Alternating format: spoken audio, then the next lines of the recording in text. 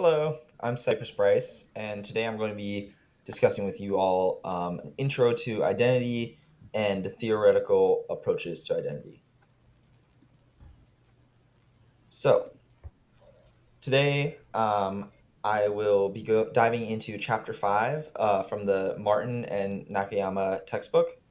I'll be sharing with you all a intro to identity and theoretical approaches to identity. We'll discuss the concept of identity, what it means, how it forms, and how it connects to intercultural communication.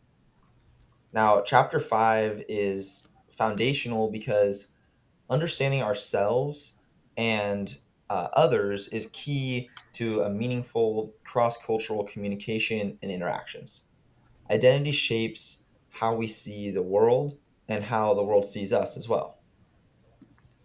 First, let's dive into what is identity. So, identity, according to the textbook, is not something we're born with fully formed. Instead, it's dynamic and ever-changing process. A way we come to understand who we are in relation to others. They describe identity as a bridge between culture and communication, meaning that cultural background, and our ways of interacting with others are deeply tied to how we see ourselves.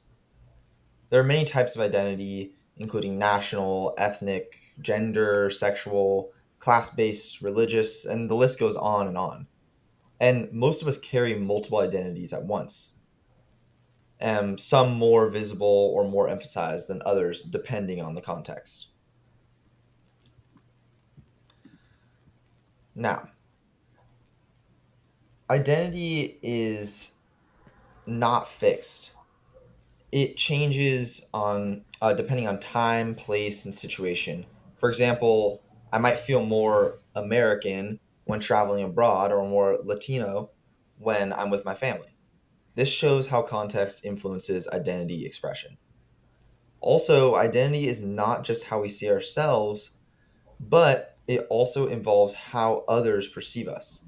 This outside perspective can affirm or challenge how we understand who we are. That tension can be empowering or even painful.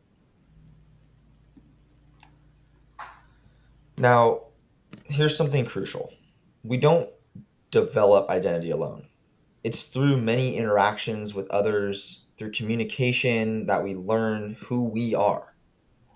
Now, Martin and Nakayama point out that identity is negotiated, co created, reinforced, and sometimes challenged through our own relationships.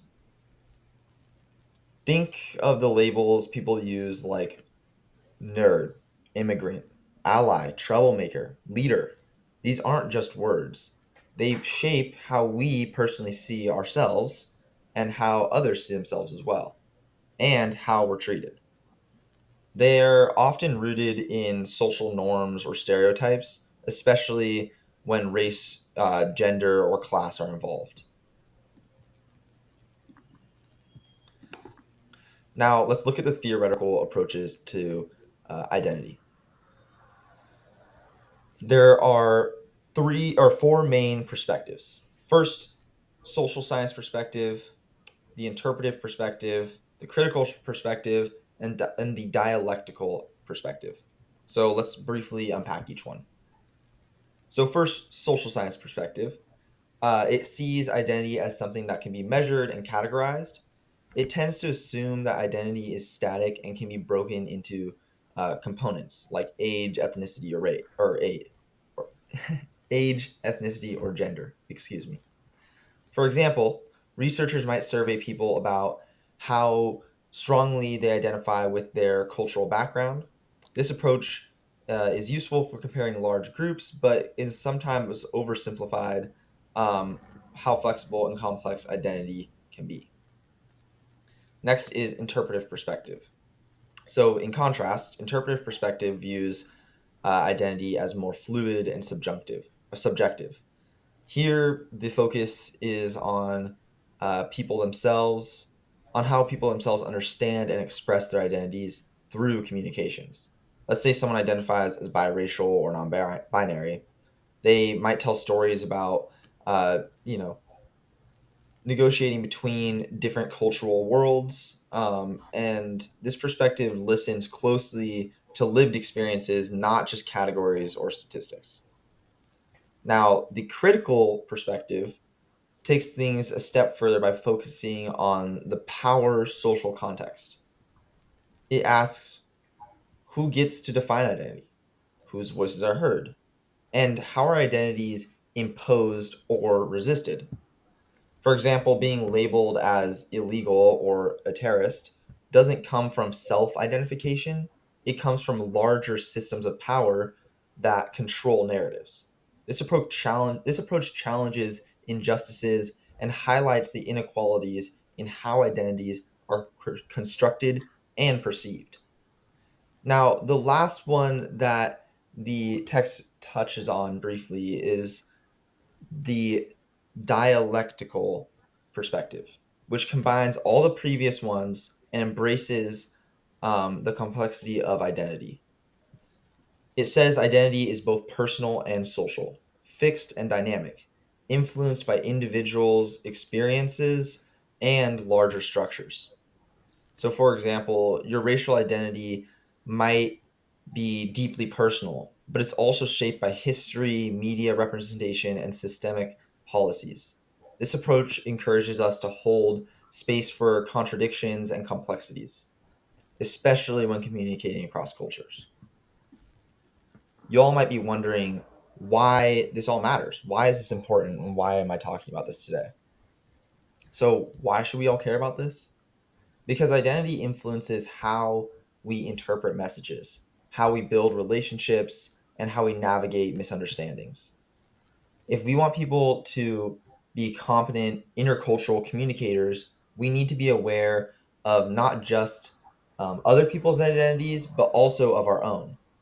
Knowing how identities are shaped by culture, communication, and power helps us listen better, speak more thoughtfully, and show up with more empathy. Now, as we go forward in this course and in life, I'd like you all to try to notice how identity is always plays at your own conversations, relationships, and the way that you see yourself. Thank you all for listening. Hi, my name is Chloe Canarudi, and today I will be discussing identity development models.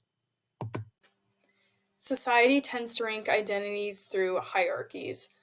These models help us understand how people recognize, accept, and express important parts of who they are. For example, a heterosexual identity has a more privileged position than a homosexual identity. We label the more privileged identities major identities and the less privileged identities identities. These labels refer to the relative dominance or power of the identity position rather than the numerical quantity. Minority identities usually tend to develop earlier than majority identities.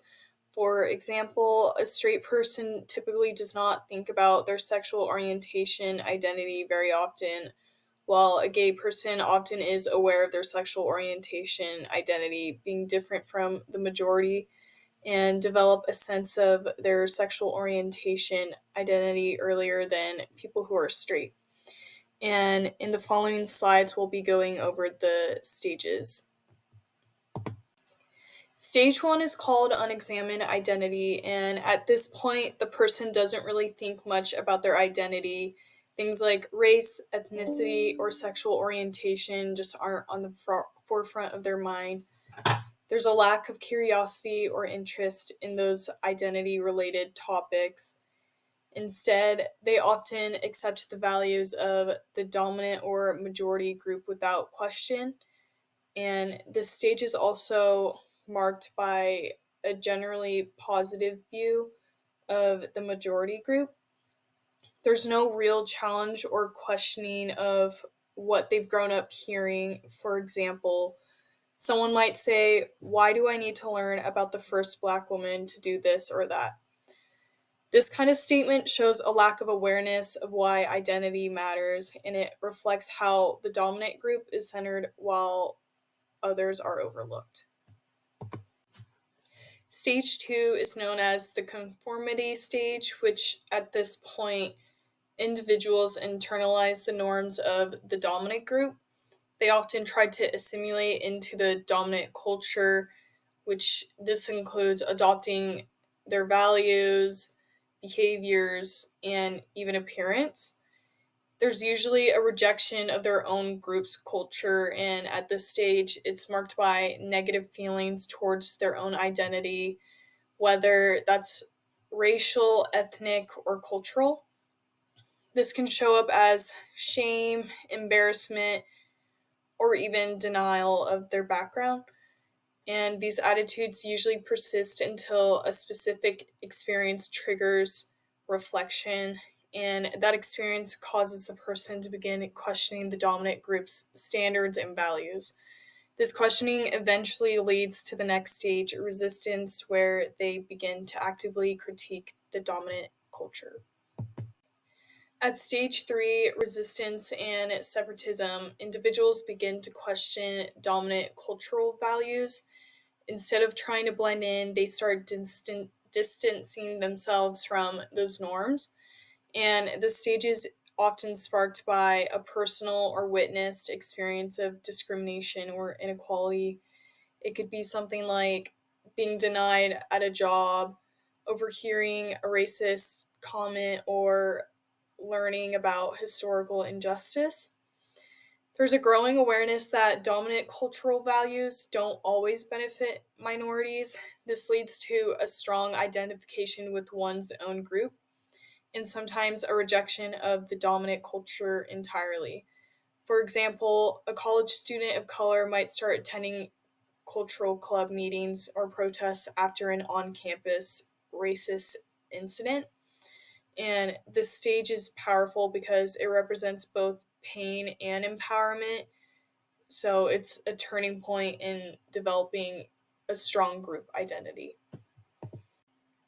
This is the final stage and most ideal stage of identity development for minorities. Individuals reach a stable and healthy understanding of their identity where they no longer feel conflicted about where they belong. They don't feel the need to reject either culture, they blend them in a way that feels authentic and empowering. And they're also more likely to advocate for justice, not just for their group, but for everyone. And this stage promotes healthy intercultural relationships because the person is open minded, grounded in who they are, and supportive of others. Moving on to majority identity development, we'll learn more about what identity development looks like for people in this group. And this model applies to people who belong in a dominant or socially privileged group. According to our textbook, this means having a sense of belonging to a dominant group. And some examples might include being white, male, straight, Christian, or middle class. And Rita Hardiman, who's an anti racism educator, developed this model with five key stages that someone might go through, which we'll cover right now. The first stage is unexamined identity, and at this stage, people don't really think about their identity that much. They might not question or explore what it really means to be part of their group. They usually just accept the dominant culture's values as the norm, and there's often a positive view towards the majority group without much reflection on their own identity.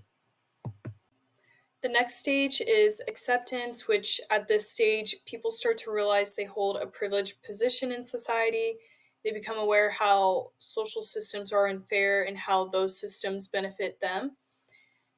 This awareness often brings feelings like guilt, discomfort, or confusion, but it can also lead to curiosity and openness to learn more. And many common assumptions at this stage include ideas like women can succeed if they work hard enough, being gay is a choice, and white culture is the default. These assumptions show how people might unconsciously accept dominant group ideas without critically examining them.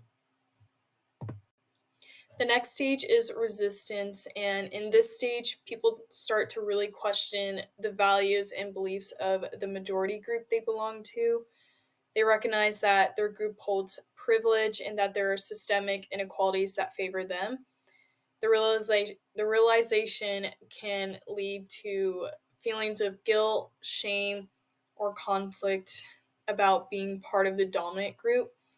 And because of these feelings, some people may begin to distance themselves from the norms and expectations of their group. It's a crucial stage where awareness deepens and people often start to want change.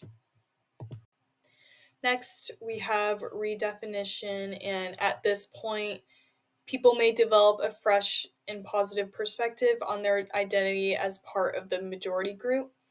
They recognize their privilege, but they don't feel ashamed about it, and instead, they take ownership in a healthy way. They start rejecting the stereotypes and oversimplified ideas about their group. And this stage overall is just about becoming more comfortable and confident with their identity while staying aware of social inequalities. Lastly, we have integration, which is the final stage where a person fully integrates their identity as part of the majority group. They feel a solid sense of who they are while also appreciating and respecting other cultural identities. There's pride in their own background, but without any sense of being better than others. Most importantly, they actively support equality and justice using their position to stand up for all communities. Types of social and cultural identities. Let's start with gender identity. Gender identity refers to what it means to be a man, a woman, or something else entirely, based not just on biology, but also on how society defines these roles. In many cultures, gender expectations are deeply ingrained and may differ significantly. For example, being a woman in one society might emphasize domestic roles, while in another it may emphasize independence and career. This chapter also introduces the term cisgender, which means a person identifies with the gender that matches the sex they were assigned at birth. Understanding gender identity is essential because it shapes how we communicate and how we are perceived across cultures. Next is age identity. This is about how people see themselves and others in terms of age, such as a child, teenager, adult, or elder. Age identity develops through social interaction and is heavily influenced by cultural values. In the US, youth is often idealized, while in other cultures like Japan, elders may be respected for their wisdom. Our age affects how people treat us, the roles we're expected to play, and even the language we use. That's why age identity is an important factor in intercultural communication. Racial identity is based on how we relate socially. Racial identity is based on how we relate to socially constructed categories. For example, black, white, Asian, and so on. It's important to remember that race is not biological but socially defined. In the US, racial identity is especially complex due to its history of slavery, segregation, and systematic racism. People are often assigned racial identities whether they want them or not, which can lead to both privilege and discrimination. How someone identifies racially and how others categorize them has major communication and social consequences. While racial identity is often imposed, ethnic identity tends to be more self defined. It's about a shared sense of culture, language, heritage, or ancestry. For example, someone might be racially categorized as Asian, but ethnically identify as Vietnamese, Korean, or Filipino. Ethnic identity can be a source of pride and belonging, or a reason of exclusion. It's also flexible. Some people may strongly identify with their ethnicity, and others may feel disconnected or pressured to assimilate. Ethnic identity adds another layer of complexity to how we use. While racial identity is often imposed, ethnic identity tends to be more self defined. Someone who may be categorized as Asian might identify ethnically as Vietnamese, Korean, or Filipino. Ethnic identity adds another layer of complexity to how we see ourselves and communicate with others. Some people strongly identify with their ethnicity, and others may not. Religious identity refers to a person's affiliation and commitment to a belief system or spiritual tradition. It may be visible through symbols like a cross, a hijab, or religious identity refers to a person's affiliation with religious identity refers to a person religious identity refers to a person religious identity refers to a person's affiliation with religious identity refers to a person's affiliation and commitment to a belief system or spiritual tradition. Sometimes it may be visible through symbols like a cross, a hijab, or a yarmulke. Religion often influences values, holidays, dietary practices, and even ethical behavior. For some, religion is deeply tied to cultural or ethnic identity. Understanding religious identities helps promote respect and reduces miscommunication across belief systems. Class identity ev- class identity involves a person Class identity involves a person's socioeconomic status, which includes income, education, occupation, and lifestyle. Though class isn't always easy to see, it can show up in how someone speaks, dresses, or eats.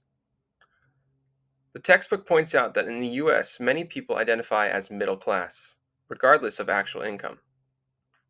But terms like white trash or boogie, the textbook points out that in the US, many people identify as middle class, regardless of actual income, making class identity feel invisible.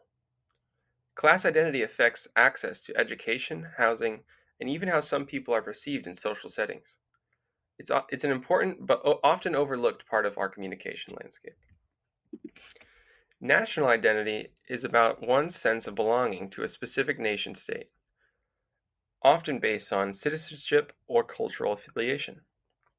It's expressed through things like language, patriotism, symbols like flags, and shared history. But national identity can be complicated. For immigrants, refugees, or people with dual citizenship, identity may be split or contested. For some people, someone may legally be an American but still identify strongly with their heritage country. And others may question someone's national identity based on their name, accent, or appearance. These dynamics influence how we relate to one another in global and multicultural contexts. Regional identity comes from where we live within a country. Someone from Texas might communicate differently. D- Lastly, regional identity comes from where we live in a country. Someone from Texas might communicate differently than someone from New York or California. This identity includes accents, traditions, values, and even politics. In the US, for instance, the South is often stereotyped as more conservative, while the West Coast is viewed as more liberal. These regional differences shape our sense of self and how we interact. In intercultural communication, it's important to recognize that even people from the same country can have very different regional identities. That's all I have for the different types of social and cultural identities. Thank you. Okay, hi, I'm Kyle. I'm going to be talking about multicultural people and later on stereotypes and prejudice. But for now, starting out with multicultural people, they are ones who live on the border of two or more cultures that shape who they are, and they often struggle finding a place among these cultures because they're faced with choosing which one to assimilate themselves into. Multicultural people arise when they come from parents or marry an individual of different cultural, racial, and or ethnic backgrounds, or when families move to different countries altogether. Today, there's about 9 million multiracial people in the US today due to interracial marriage, and interracial marriage or miscegenation was prohibited for a long time, not to prevent interracial marriage, but to protect whiteness of the US. Multicultural children specifically go through 3 stages when navigating their racial identity. First one is the awareness of being different and establishing a state of tension due to the 2 conflicting cultures. So, like, am I white or black, Christian or Jewish, gay or straight? The second one is struggle for acceptance, where they feel pressured to choose one over the other. And the third is self acceptance and self assertion that their identity is whole and that they do embrace it, and being of mixed race or religion, whatever it is wonderful. And so, despite struggles multicultural people go through in regards to race, religion, or sexual orientation, there are still positive aspects of multicultural identity. As so, yeah, despite all these struggles, many they still don't feel marginalized, but instead they showed understanding and affiliation with both cultures. And also, multicultural people they can serve as connections between 2 or more cultures. And as I mentioned before, people can develop multicultural identities because their family moves around a lot, exposing them to many different cultural contexts. And so global nomads, which are also called third culture kids, are exposed to these many cultural contexts. They're referred to as third culture kids because they're a blend of their parents' cultures and the cultures in which they live in. And a good example I have of this is my sister and her husband, who's in the Air Force. They have 2 young kids, my niece and nephew, who have experienced Okinawa, Japan, and Germany. And they've lived in both places for years and have been immersed in their culture. And in addition to this, her husband is black, so my niece and nephew are also biracial. And there have been times where her husband gets weird looks from people because he's black and his daughter's white, and his nephew could pass for, and my nephew could pass for a Southeast Asian. And so the fact that he's black and married to my sister categorizes my sister as someone who experiences an intense intercultural relationship. And I also know many missionary families that have traveled to Thailand and lived there for over a decade. But being a third culture kid can either be a challenge and an opportunity. So, a challenge because moves are frequent with an average of 8 times, and some cultures have strict rules for children. But it's a great opportunity for experiencing new places and broadening their worldview. And they also get good at navigating different cultural norms. And so, a couple of scholars who are important for this topic include Peter Adler and Milton Bennett. So, social psychologist Peter Adler, he defines a multicultural person as not belonging to a single group, but rather someone who integrates the many cultures that create their identity. Each culture has its own reality, and a multicultural person learns to hold all these different realities that each culture says is true together all at once. And it's what he calls a psychocultural form of consciousness.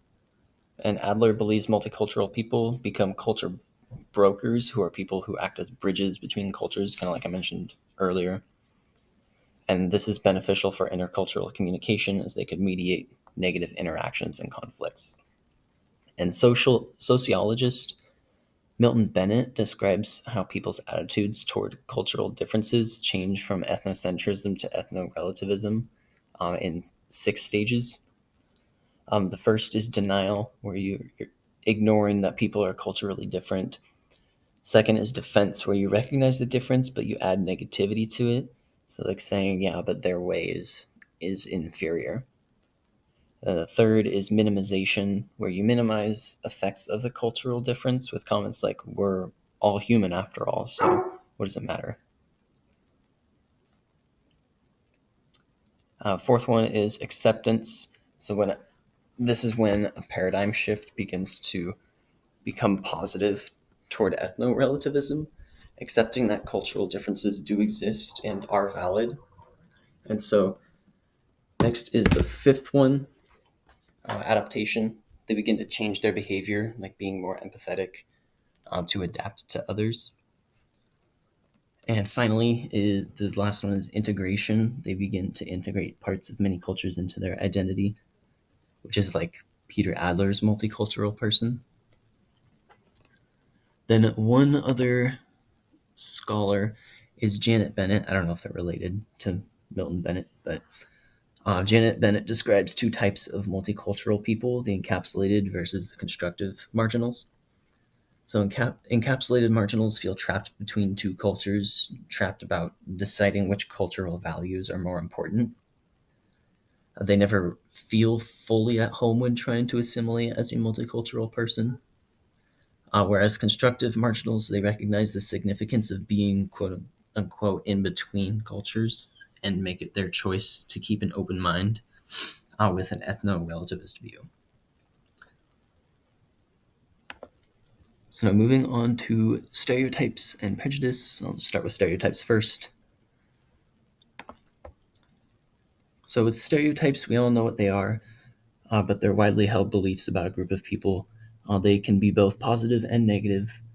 A positive one is being that minorities are perceived as having a higher socioeconomic status than the average population. So, like the textbook had said, Asian Americans are hardworking and serious.